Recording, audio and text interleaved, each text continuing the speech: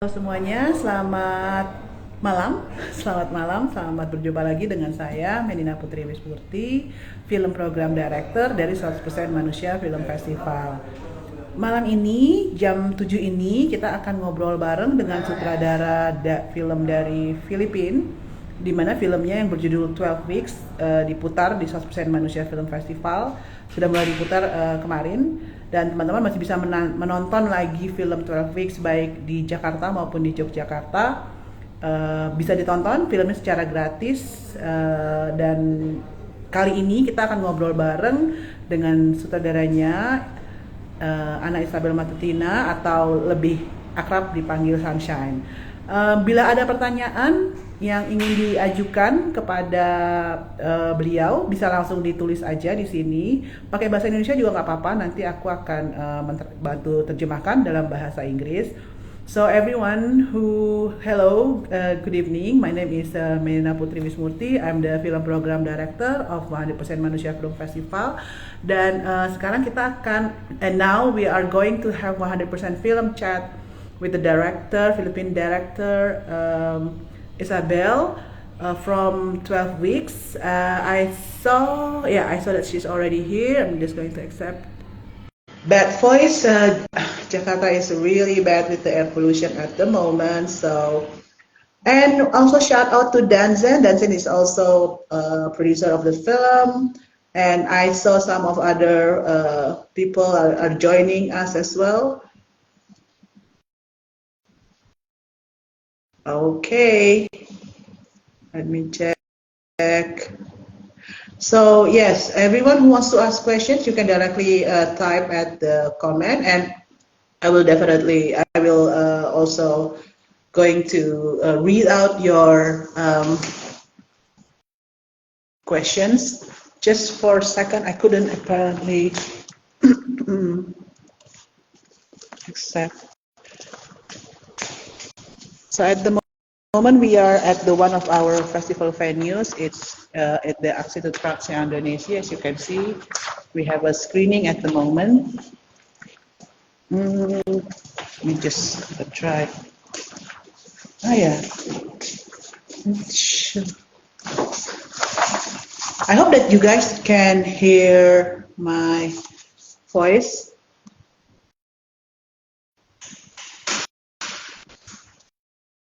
Okay, we're just going to wait for Shine to join us.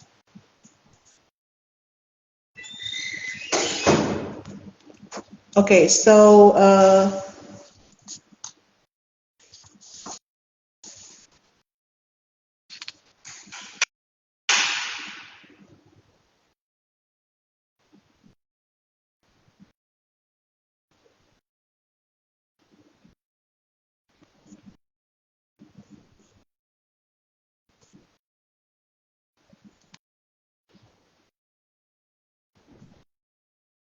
I've already invited Shine to join, but somehow when Okay, so film The 12 Weeks atau minggu ke-12 itu sudah diputar, has been screened actually yesterday. Yes, yesterday. But we will have another screening this upcoming weekend. So check out the schedule at our website or our Instagram. It will be actually it will be tomorrow actually at the IFI Tamrin. So yeah. I have accepted your request, Shine, but apparently I don't know how, but it doesn't go through.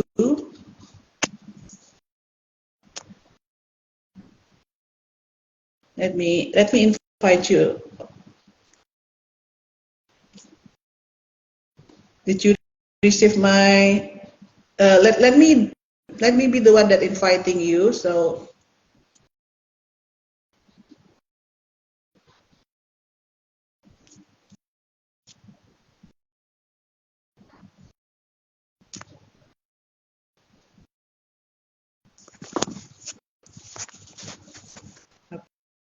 Okay.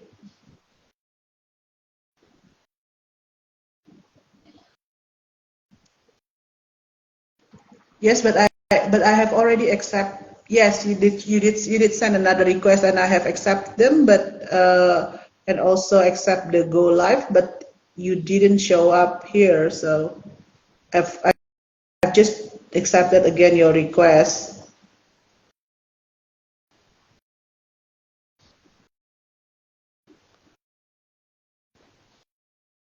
So I keep accepting your request now.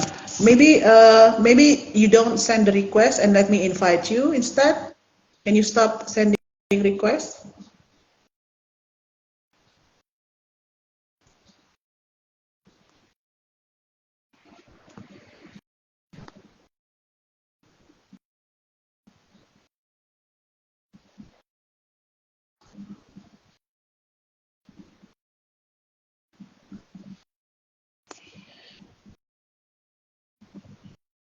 Okay, yes. So it's better to log out first and then I will invite you instead. Can you? There you go. Where are you? Yeah, can you hear me? Yeah, but I couldn't see your face. Oh, um, I, I can see my I can hear face. you. Yeah, I can hear. Maybe better to log out first and then after that I invite you because I only hear your voice. Okay, I'm gonna log out again. All right, and then Yeah. you send me again the invite. Yeah, I think better you log out and you out from the live first and then you enter the live again and then I invite you. Okay, Okay. okay. Yes. So everyone, we're having a technical difficulties at the moment, but as I earlier said that we are going to have a Q&A with the director of 12 Weeks. The film has been screened yesterday and it will be again screened in Jakarta by tomorrow, I think, in IFI. So hopefully you can still catch it. And for those who have already watched the film, uh, please, if you want to ask anything, or maybe later on you will find something that interesting from our talk, then you can also ask something. Let me just check if she's already inside. So yes, just a little bit about the 100% Manusia Film Festival. Manusia means a human. So for all of you who just joined in, our festival is starting last Saturday on the 30th of September, and we had an opening exhibition on Sunday. Shout out to Ika Fantiani, who also joined this live.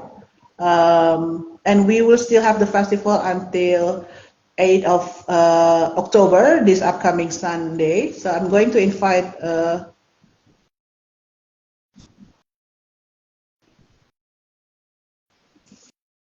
Okay, wait. Why can I? Let me just check. Invite.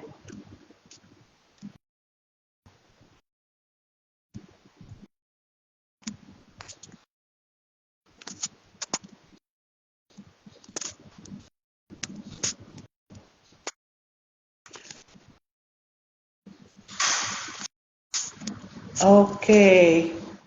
I cannot invite you because apparently it's not a, it's not allowed to invite you at the.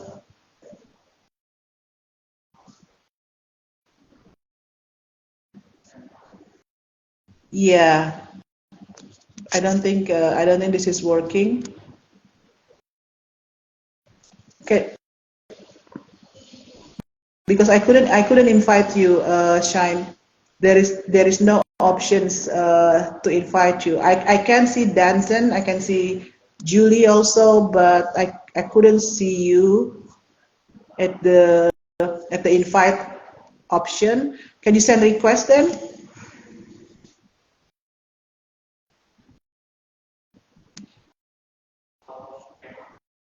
Or maybe better you uh, out again from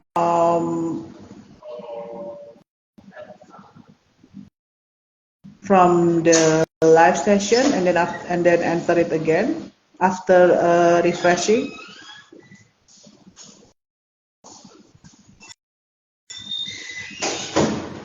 Okay, I just accepted your request. Did you see anything now in your? Is it working now? But only your voice. I couldn't see your video. Yeah, but I think the others can see my video. Danson can see my video. Okay. I think. Is the other can see Shine video?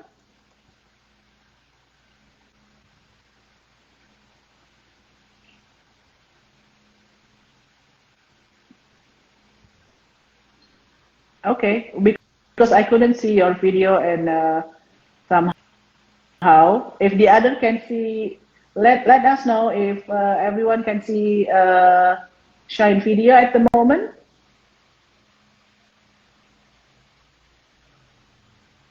Can you see now? I restarted the video. No, I can only hear your voice.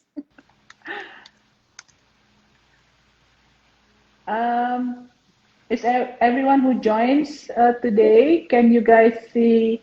I can see sign. Okay, Dungeon can see sign. The others can see sign too. If you guys can see sign, then that is good. Then we can start actually. Can you also hear her? Yeah, I think they can hear me. All right, great. So then probably we just have to start. It's okay. Yeah, it's okay. Are you sure? Yeah, To do it it's like fine. this? Yeah. Great. So sorry about the technical difficulties. So how are you? How are you doing? I'm okay. I'm good.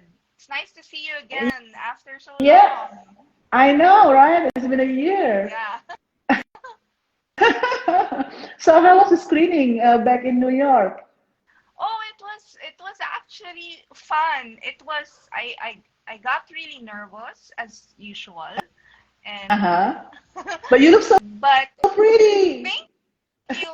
I tried to put on makeup because I haven't really slept well because I've Oh been working. no. Yeah. So I shouldn't look tired, I told myself. Yeah. So yeah, how was it? How was it in New York? And I saw there's like a lot of people, and then you were like having fun also with Sam and everyone.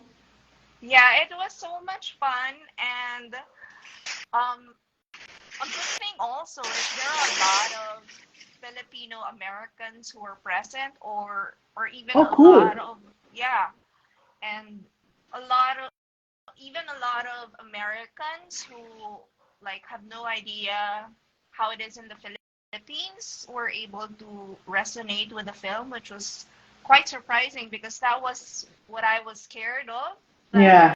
they wouldn't get it because they're missing a lot of context because I didn't really put a lot of details on what was going on in the Philippines and during that time. Mm-hmm. Because the milieu is 2017, and yeah, I mean, if you're only hearing about the Philippines now, it might be hard to follow. That's what I feared, but I think it still resonated with the audience because of the um, issues about women that it was able to bring about. Yeah. Mm-hmm. Yes. So And yeah, probably like the first question that also actually aroused like yesterday's during your first screening and the first screening of your film in the festival was about how did you get the inspiration for it?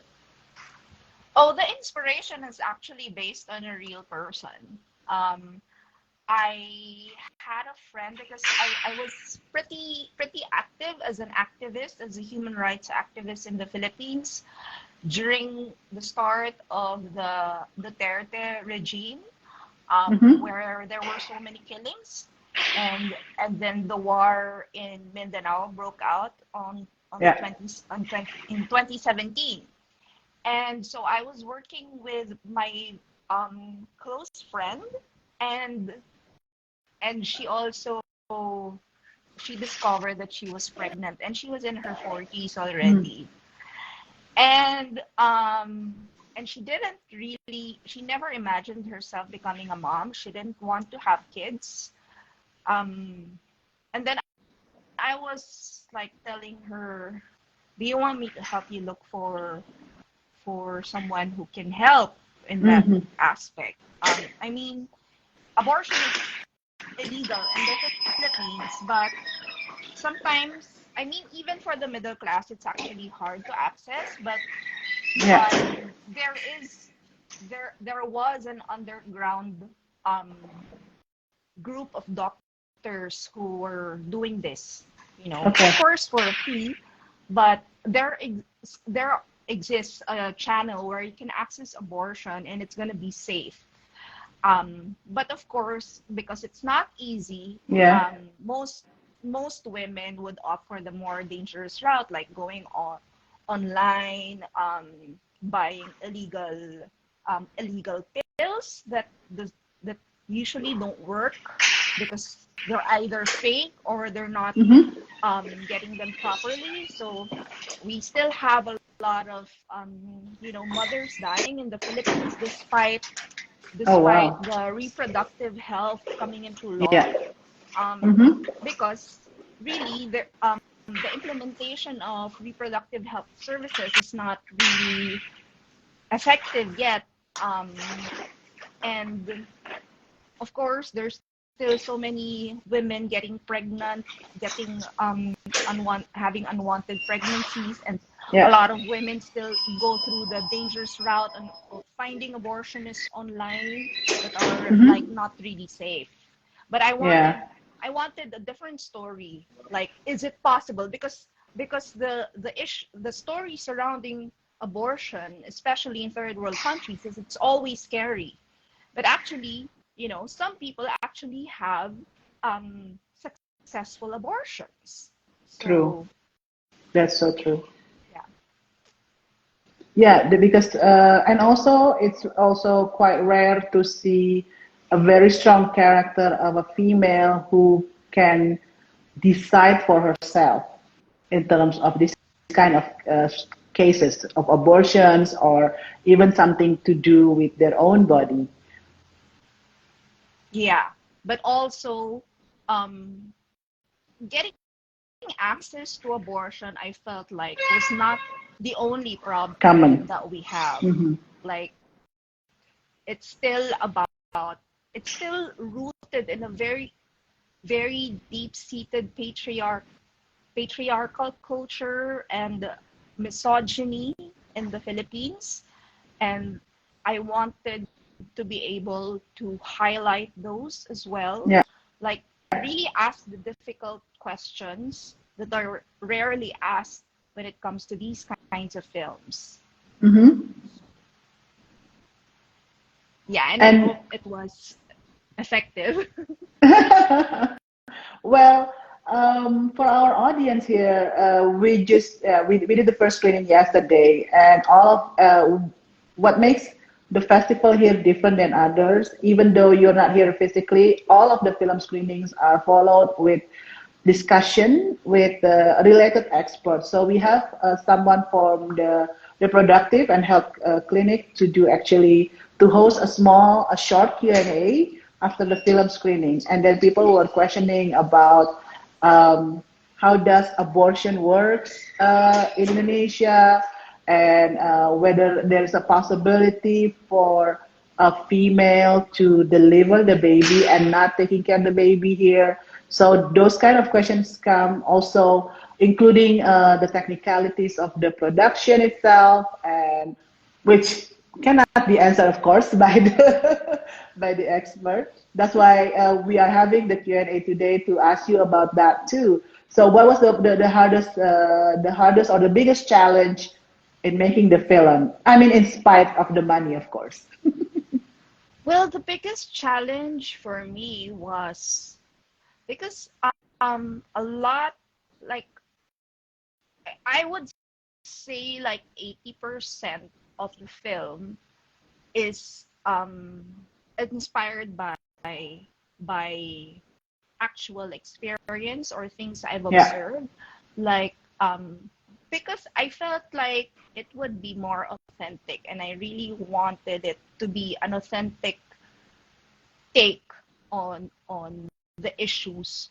So it was like, personally, it was very hard for me from writing it until production, until editing, because it was like having all your traumas, reliving Okay. everything. And I was actually very careful about it by Yeah. I didn't want to show any like actual in your face violence, because it was already so triggering for me. I don't know if I made the right decision, but for me, I didn't really want women to relive any, like, a lot of the violence in the film were actually just implied. And I made sure that it was just implied. I wanted the audience to still be able to follow the the casual violence that women go through every day. So that was the point. And yeah, that was the most difficult part. I remember on my fourth day of shooting, I Mm. was rewriting a scene. Yeah, Oh, and while yeah, because I'm also the writer. Normally, you have like the writer on set to rewrite if okay. it's not working. Yeah. And Yeah. I was rewriting. I felt like, okay, this scene is not working. And while Ah. I was rewriting, Uh-huh. I was crying already, and when I realized that I was crying, it was more real, I guess. Like, it was a Mm-hmm. sign for me that, okay, this actually like hits me in the gut. So, Okay. and I really had to trust my gut a lot while making the film, even though it was like almost traumatic. Yeah. I can see that in your film, and also the what I like from the 12 weeks is also the important role of the support system, her friend. Yes. I mean, they're not perfect. Like, the friend No, can they're be not perfect. judgmental, and, For yeah, but, that's I, true. I didn't want to, because, if there's a best friend, oh, she's gonna be like the conscience or whatever. It doesn't feel real, because you do fight with your best friend. Sometimes you're like at each other's throats, That's how it is. Yeah. Real friendships have their ups and downs. They both show their worst selves and their best selves, but in the end, they're still there for each other. It doesn't matter, like, yeah, she's pretty judgmental sometimes, and you realize, oh, Yes. she's projecting about her insecurities about her life to her Yeah. friend, and she does that in a very angry way, because that's what happens in my friendships as well. like Mm-hmm. when i'm when I'm really having a shitty day, I tend Mm-hmm. to use my friends sometimes as a punching bag, and I really get really harsh with my words, and then, of course, it takes a few days to realize, oh, that had nothing to do with my friend. It was just all about me projecting all my insecurities in Mm-hmm. life. So yeah, I wanted it to depict it that way. And you managed to deliver it. I think the characters, the friends, they are actually making the main characters more real, and also the chemistry that they have. It feels like they've been friends like forever. So that's a that's a successful Yeah. directing. Yeah, and it was, I mean, sometimes I'm also surprised. I have to give it to my actors. That was really good True. performance from them, because it was also difficult because we shot this film during the pandemic. And so all the pre-production, all the preparations, they happened online. Like, they haven't really met each other, for Uh, like, they weren't able to feel each other out, like get used to each other's vibe or right. energy. So that's hard. It's hard to create chemistry right on the spot if you haven't met Okay. this person Yeah. in person.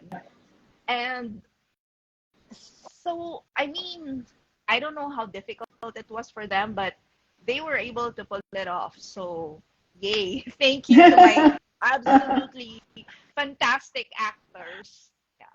But that's very interesting. So before the shooting days, you guys never really met, just by Yeah, online, just to it do. was mostly online. We Oh, had one day where we got to meet because they had to yeah, like do a screen test and do some yeah. wardrobe fitting, but it was quick and we weren't really able to like really just hang out and talk because we were doing costume fittings and all Mm-hmm, that. So it mm-hmm. wasn't like for rehearsal or anything.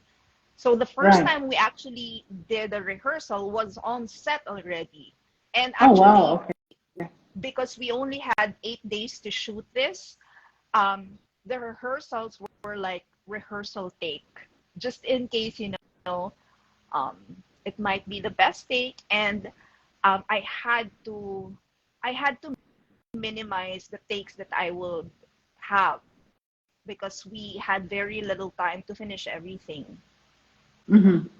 So that was a challenge, but yeah, we did it.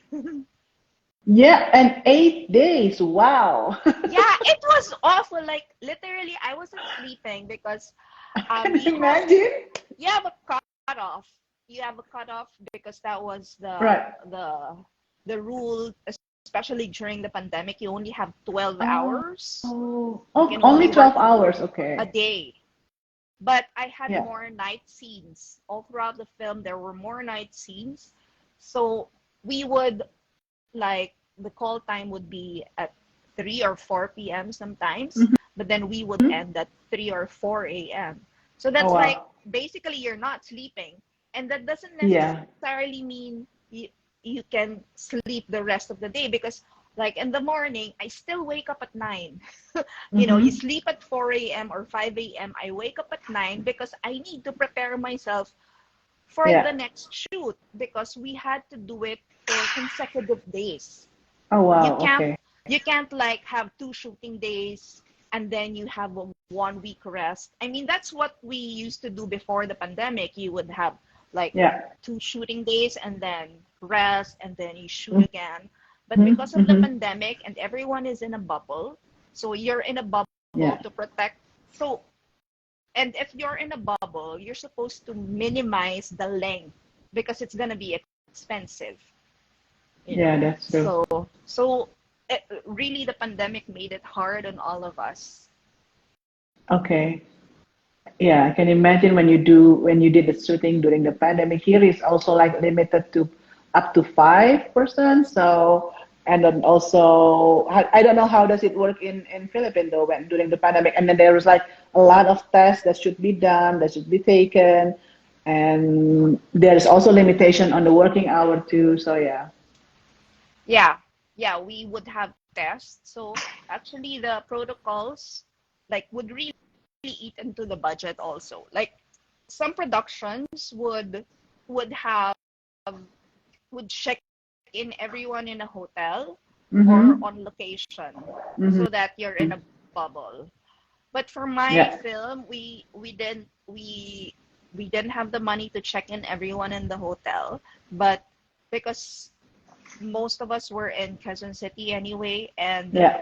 we protected our bubble by like shooting consecutively. And I hope none of the crew or the Yeah, actors and even you not getting anything, right? yeah. We didn't. No one got sick from our team. Oh, that's good. That's good to know. And how did you cast? How did you do the casting actually, and to find the yeah, and to find the perfect actor for this? Yeah, the casting was actually the last characters that I was able to cast were like Max Eigenman and Bing Pimentel, who are real life mother and Right. daughter. Mm-hmm. Um, Originally we were gonna use Ina Fileo and Loris Guillen. Loris Guillen is a veteran actress, but she's also a Oh. director. and she Okay. actually heads the Cinemalaya Film Festival. But when we got her as part of the cast, she was very inactive already in the organizing of Cinemalaya, because Mm-hmm. we were, as part of Cinemalaya, we were finalists for the year 2021. But so our our our being included was announced in 2020, and that was when the Mm. pandemic happened. Um, and when the pandemic happened, Doris Gillian had to take a more active role in the Cinemalaya Film Festival, so she had to back Ah. out from my film. And then Oh, okay. yeah, and then eventually Ina Fileo, her daughter, because we couldn't secure a schedule from her because she was shooting a local soap opera. And Oh, okay. because the shooting in the Philippines is like you're like locked in in a location. You can't go anywhere. And they Oh kept on no. extending the shoot. So we couldn't even get her out. So I'm like, okay, there are a few months left before we need to shoot. I need to start looking for another actress. And I Okay. actually didn't know Max Eigenman that well. I didn't know she's part of a very famous, show business clan. Like they're all she comes from a family of great actors, like Mm. multi awarded actors in her Yeah. family. But I've never seen her as a lead actress in a movie. I've never seen her in a major role, because the films that she did before, like most of them premiered abroad. They were co-productions. Oh. They were international productions, and she would Ah, win okay. Best Actress. But then one of my script consultants said, you know what, you don't know, she might surprise you. You might like her. So I met her over Zoom, and we just clicked. And she was so excited for the film as well. And I'm like, okay, I'm getting her now. Yeah. So it's done deal directly after the first meeting. Yeah, yeah. The others were a lot of them were friends. A lot of Mm. the minor roles, like Yeah. Dansen had a role. Yeah. She's my producer. Another producer was Paolo Villaluna, who also had a bit role. Pam Miras, is another friend who is also a filmmaker. Each try to to lower the budget by getting friends to help you out. Yeah. And then a lot of my friends are also like activists, people who work Mm-hmm. in NGO. Yep. So a lot of them became background actors. Yeah, that's And the best yeah, and way to then do it with your friends. Lorna, played by Claudia Enriquez, I met her when we started this movement, Black Marcos, and she Oh. was part of it. Yeah. And then she also became part of Resback, another human rights org. Mm-hmm. And that's where I also learned that she was a stage actress. So I think this is her biggest role in film so far. And it was really a mix. Vance Larena, who played Ben in the film, Mm-hmm. has more experience in TV. So Oh. we have so we have a veteran actor, which is Bing Pimentel, and then her daughter Max Eigenman, who's more used to international Yeah. co-productions, and then we have one from theater, and then we have one from TV, and then we have a bunch of non-actors. Yeah. So it's coming from different variety Yeah, of experiences and background. yeah. There is actually a question from one of our audience now here. It's about the relationship from Elita, about the relationship with her, who is also the colleague, where the colleague looks like supportive, but also a bit judgmental, like what you said earlier, that her friends Which can be also judgmental. Yeah, which colleague was she talking about? The male one, She or didn't mention at her, so yeah, probably later Elita can explain which colleague or which scene that you are referring to. So she was not sure what to make out of this. That's what she was asking actually here. Yeah, I mean, if she's talking about Gus, like the guy there who told her like she can't go to Mindanao. I mean, um, it was like well intentioned. He Yeah, wanted to show how men are always like they always use it as an excuse sometimes, or sometimes they can't help themselves. Like they're always very well intentioned, but it's like, why are you robbing me of my agency? yeah, Like I know my body more than you. Um, true. but yeah, with her other colleagues, like I'm trying to recall all her other colleagues. There was the intern who Yeah, there was an stand, intern, yeah. yeah, But I think we can go back later to that scene. But yeah, well, I know it's been a while. Like I watched the film like a year ago, and then you also already been screen it everywhere. But my like I still recall the favorite scene would be her at the nurse was still trying to like she was still hesitating. It was like very in the beginning, and then also at the end it was like very hesitating as well. And there was like also this scene in the park with her friend. yeah. The one with the nurse where she was hesitating. Do you mean when she had to have the ultrasound or? Yeah, they were yeah. And then there were another scenes that also including the nurse, like when she decided and then like not decided and then, well, I'm not trying to give a spoiler Oh yeah, yeah. for people who Yeah. for people who want to see I it think tomorrow. I But really, yeah.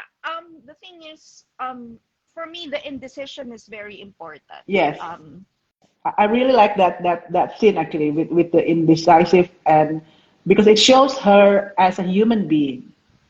yeah, and you know how they always say like, okay, let's make abortion in legal, let's make it accessible, and they can imagine like, then all the women will try to have an abortion. Like, no, it's not that easy. It's like, Yeah, that's true. you It's know, not that it's easy. Yeah.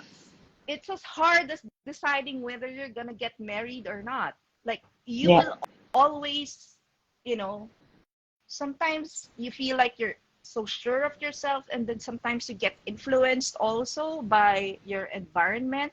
Mm-hmm. Like for me, I felt like when I got married, it was because there was this idea that was put in my head that, this is the thing that we should do. And it's the same Yeah. thing with being a mother. You feel like, okay, okay, I'm gonna be a mother. I'm not gonna have this abortion because I really didn't want to have this child, but am I, like she would say, no, I'm selfish. And then, you know, you're always doubting yourself. And that's the True. problem with the system, with the very, you have this internalized misogyny because because of the system of patriarchy, which has been so long. you Mm-hmm. So long you're not embrace even that. you're not even sure about your own decisions anymore. It makes you doubt yourself all the time, and that's why it's become generational. You pass it on, you keep on passing it on to your children as well. That's true. That's the burden that carried away not only within ourselves but also to the next generation, even Yeah. before us as well. So yeah, that's true. All this pressure of being a woman, especially in the world country like what we have now. Yes. So yes, I think that was very interesting. And but now, what I would like to know is, I know that you are doing a documentary, but I don't know whether that's still on. But that was like our conversation like last year. So what are you doing right at the moment? What is your next project? Well, I still like I my bread and butter is Yeah. documentaries.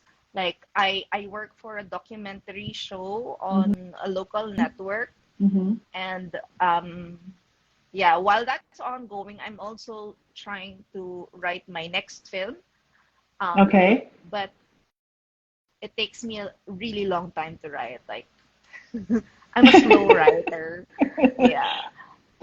So may we know? what is the next story? Um, it's still very, it, I Early think stage. it's, yeah, it's still on the early stage, but it deals with memory, like the things that you remember and the things that you don't remember and how they catch up on you as you, Oh, you wow. know, as you age. Yeah, something like that. Wow. That sounds Yeah. very interesting. That's the best way I can be vague about it. I'm sure you can find something more that you can put it in the context, I guess. Yeah. But of course, it's gonna deal with women issues because I can't help it. I'm a woman. I have this tendency to write from a very personal place because, I mean, yeah. But that's what I like about your work, because you truly honest with your work, and then also based on your personal. Because sometimes people will just think that a female filmmaker will only make something that's emotional and whatever, but that's basically what a good film is. That you can feel something from the heart, very personal to you, so you know exactly how to deliver and the effect to others. Yeah. Yeah.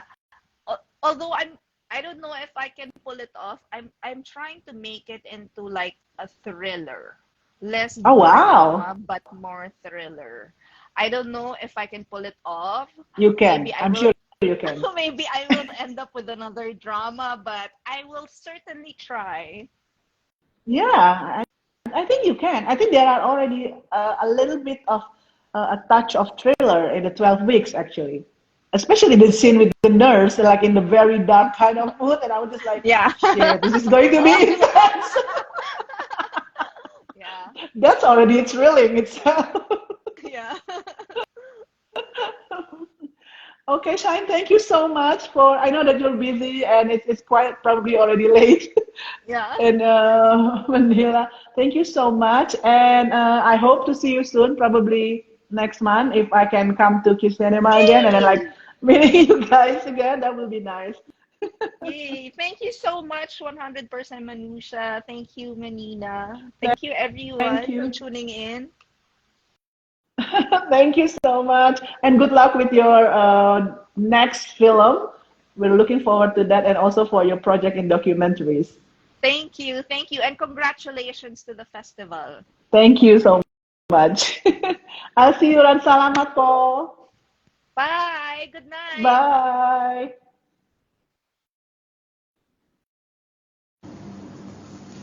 So yes, we just had a wonderful talk. Yeah, thank you. Yeah, that's really Giaglai. Thank you for this insightful talk. It's very insightful. We're just it's really nice because I watched this film last year in the Q Cinema. I attended the Q Cinema the first time, and I knew it that I had to bring the film to Manusia.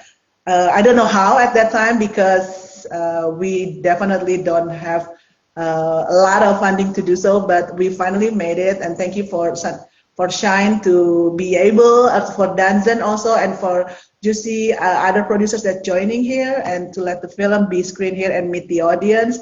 And it was very interesting because we screened the film actually yesterday for the first time.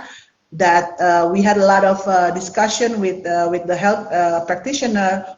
As for abortion itself, it's not completely illegal, but to do so, a female person who wants to do the abortion have to endure what Max Eigenman in the 12 weeks had to follow through. So if you all can watch the film, it will be screened again tomorrow at Amsterdam Indonesia, and then also in Yogyakarta it will also be screened. So for those of you who can watch the film, please do so. And if you have other questions, let us know. You can direct message in our festival's account, and we will try to get contact with Isabel or Sunshine and ask for her response if you guys have other questions. So yes, thank you for attending the 100% Film Chat tonight. And we will have another one which is going to start soon. It's with the Kashish Film Festival, because we are collaborating also with Kashish Mumbai Queer Film Festival, where we screen a lot of their short films, and it's going to be screened within this week. That we have a lot of, and also we'll be screened in Yogyakarta. And later on, my colleague Rain will do the Q&A with Sridhar, the festival director, and also other director from the selected shorts at the 100% Kiss Me Kashish program. So I'll see you guys soon, and thank you so much. Have a good rest, guys. Me, Meina Putri Wismurti, the film program director, signing off. See you guys later. Ciao.